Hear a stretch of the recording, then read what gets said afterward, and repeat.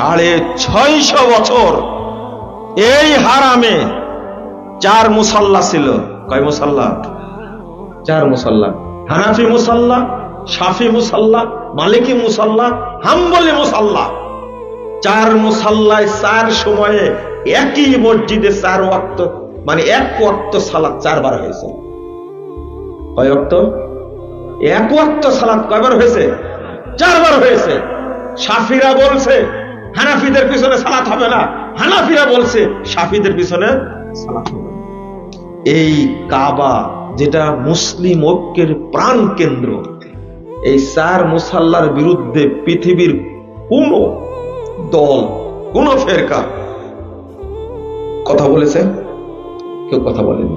বলেন তো এখানে কি মুহাম্মাদি মুসাল্লা ছিল? আবার বলেন, একটুকে হিসাব করেছে কে রে? এখানে শাফি মুসাল্লা আছে, হাম্বলি মুসাল্লা আছে, মালিকি মুসাল্লা আছে, হানাফি মুসাল্লা আছে, কিন্তু মুহাম্মাদি মুসাল্লা কই? মুহাম্মদ সাল্লাল্লাহু আলাইহি ওয়াসাল্লাম মুসাল্লা কই? কেউ চিন্তা করেছে? এই চিন্তাটা করতো আহলুল হাদিসরা।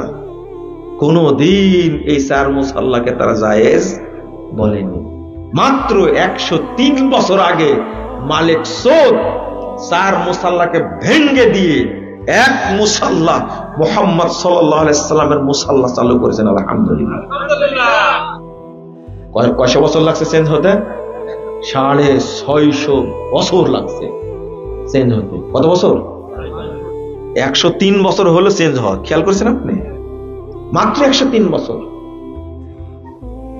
তো সংস্কারের জন্য, সংশোধনের জন্য সৌদি আরবেই যদি অপেক্ষা করতে হয় এত বছর, তাহলে বাংলাদেশে কত বছর লাগবে?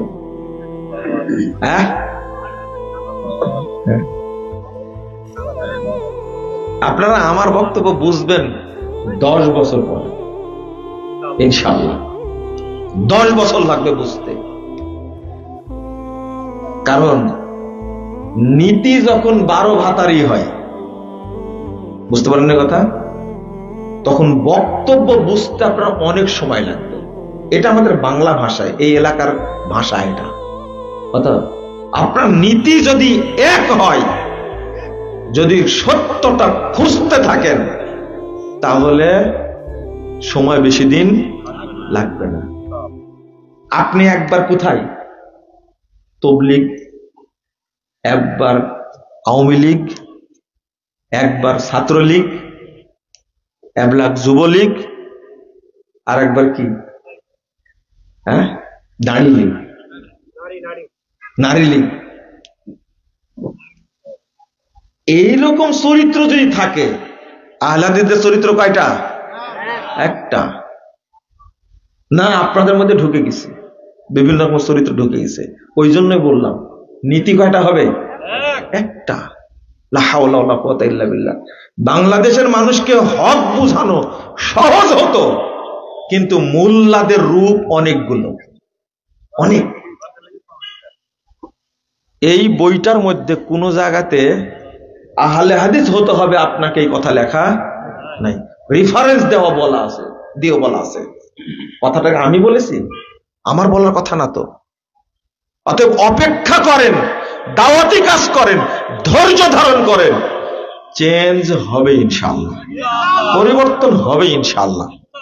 মানুষ গালি দেয় আর আমি তাদের জন্য দোয়া করি, আল্লাহ তুমি এদেরকে হেদায়েত দান করো, আল্লাহ তুমি তাদেরকে বুঝার তৌফিক দান করো। বিশেষ করে দোয়া করি তবলিগের লোকদের জন্য, খুব দোয়া করি। তারা দ্বীনের সাথে জড়িত মনে করে, অথচ তারা কুফুরের সাথে জড়িত। কুফুর মানে সুফিবাদ হলো কুফুরি মতবাদ। সুফিবাদ হলো কি? কুফুরি মতবাদ। আর এই সুফিবাদটাই তবলিগ প্রচার করে।